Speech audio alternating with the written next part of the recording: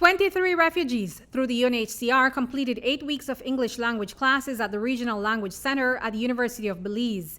The UNHCR says mastering the English language is an important part of any refugee transition into a new country because it enables them to communicate as well as to pursue their academic studies. It's an important element in starting to feel at home here, to integrate, to communicate.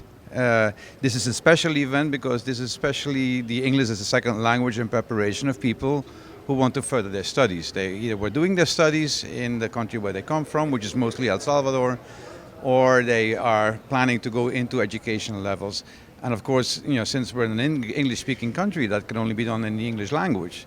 So we brought this contingent of people, 23, up to the level of B2, which allows them to go to either high school, go to university, or, as was mentioned today, see if we can get them involved in the Center for Employment Training through the IT Vet scheme in Belize to get into a vocational skills training program. One of the refugees didn't know any words in the English language before he started the course, but the students were committed to the course, and on Monday they received their English language certificates. When I started this English course, I didn't know anything about English. I started and I have been learning little by little and day after day. Now I have new friends, new classmates, and now I am able to speak English, and this makes me happy because I never thought I would be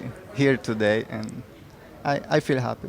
When there is a motivation and you want to acquire a language, I think it shows evidently in the classroom, not only in simple things like not missing classes that often, but participating and working along with the instructor to reach your goal.